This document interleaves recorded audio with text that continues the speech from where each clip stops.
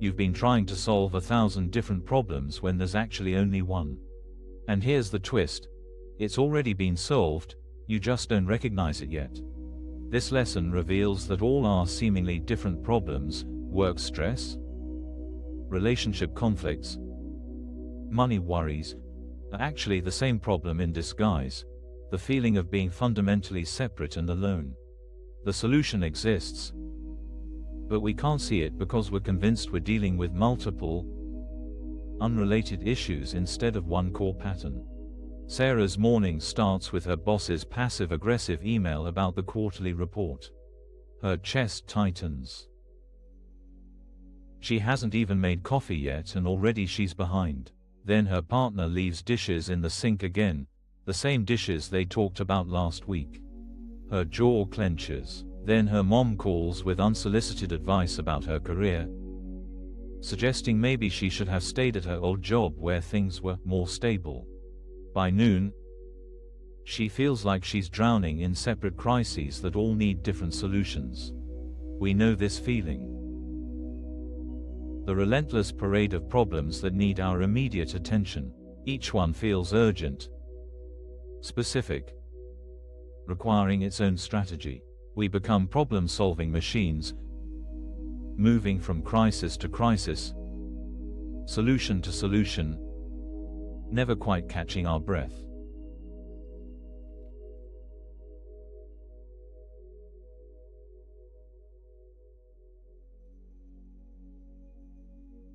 Here's what makes it worse. We actually get good at this. We develop systems. Color-coded calendars for work deadlines. Communication strategies for our relationships. Budgeting apps for money stress. We read articles about boundary setting with family. We become sophisticated managers of our multiple problems. But Sarah notices something as she sits in her car during lunch, scrolling through her phone. She's solved versions of these problems before. Many times. She's had productive conversations with her partner about household responsibilities. She's set boundaries with her mom. She's delivered successful reports. Yet here she is again. That familiar tightness in her chest. That same feeling that she's failing at something essential. It's like being in a house where every room has a different flickering light.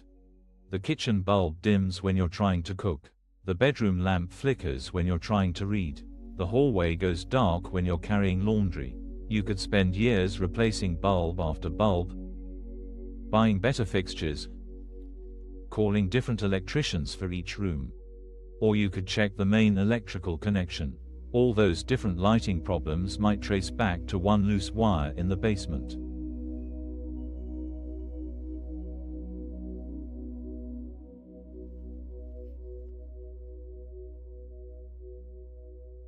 What if we paused, like Sarah does now in her car, and really looked at what's happening beneath each problem? Not the surface details, the email, the dishes, the phone call, but the feeling underneath. There it is, the same tight feeling in her chest whether she's reading her boss's email or seeing those dishes. The same sense of being unseen when her partner forgets their agreement or when her mom dismisses her choices. The same fear threading through every interaction, that she's alone in this, that she has to fight for her place, that no one really understands. We start to see it everywhere once we look. The work deadline that makes us feel like we're always proving ourselves. The friend who cancels plans and confirms our fear that we're not important. The unexpected expense that whispers we'll never have enough. Different situations, different people, different solutions needed, or so we think.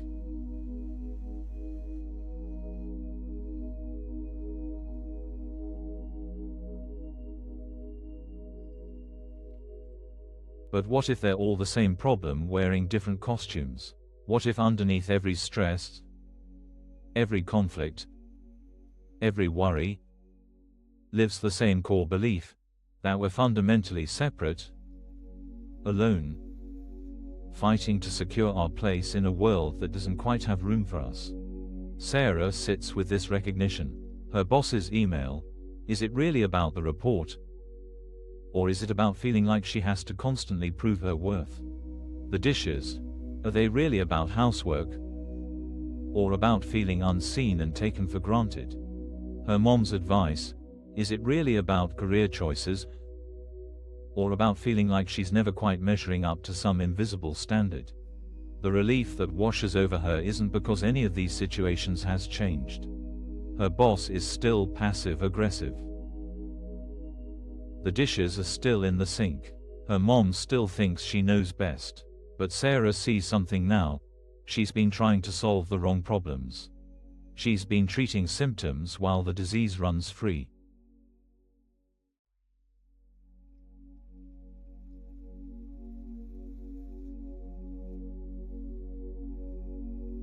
When you recognize that all your different problems share the same root, this sense of separation, of having to earn your place, of being fundamentally alone, something shifts. You stop exhausting yourself running from room to room replacing light bulbs. You go to the basement. You find the loose wire.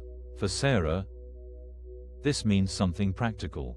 Instead of crafting the perfect response to her boss's email to prove she's competent, she pauses.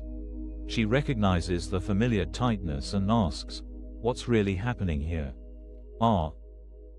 There it is, the old story that she has to fight for respect, that she's one mistake away from being revealed as inadequate.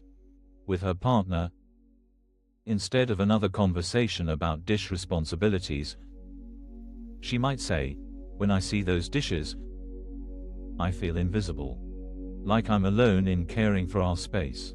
Now they're addressing what's actually happening, not just negotiating chores.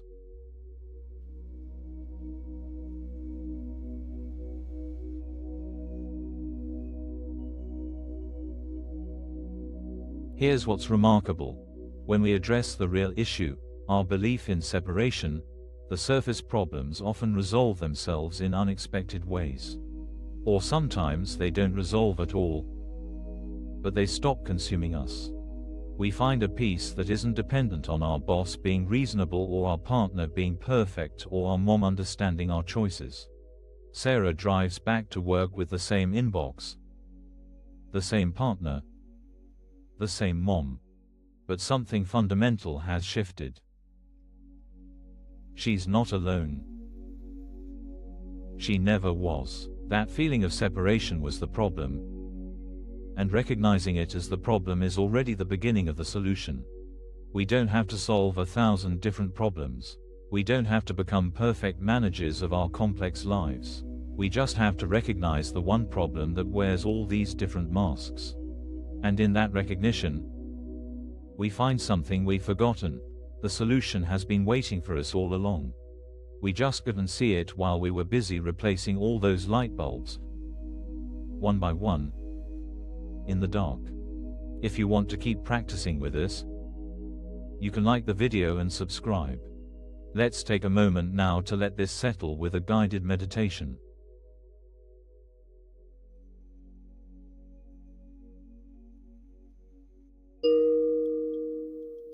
Let yourself settle into this moment. Your body knows how to be comfortable. Your breath knows how to find its rhythm. Notice whatever is here right now. Maybe there's tension from the day. Maybe thoughts are still moving, solving, planning. That's perfectly fine.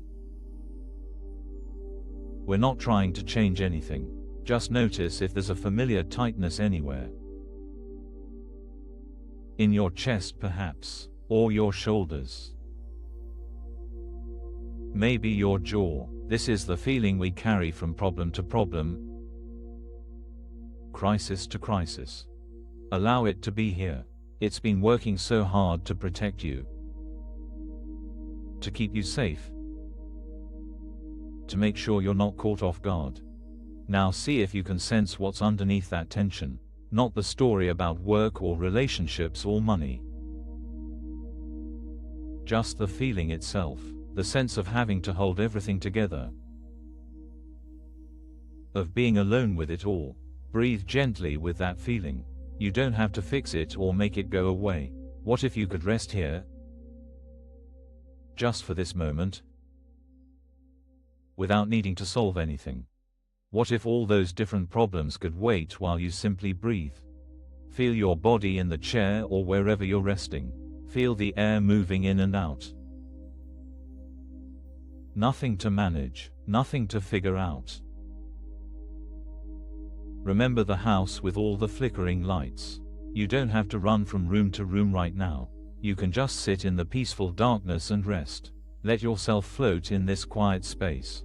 The problems haven't disappeared, but maybe they don't need your attention right this second. Stay here as long as feels good. When you're ready, take a deeper breath. Feel your body again. Notice the sounds around you. Carry this quietness with you. The problems will still be there, wearing their various costumes. But now you know something. You know what's underneath. And knowing changes everything. We're glad you practiced with us today. If it's helpful, a free digital copy of A Course in Miracles is available via the link in the description. You're also welcome to leave a short comment like, "I am grateful. Thank you for taking this time to look beneath the surface with us today." That recognition you felt, that all your different problems might share the same root, that's the beginning of real freedom. Be gentle with yourself as you move through your day. When the familiar tightness returns, you'll know what it really is. And that knowing is already peace beginning to dawn.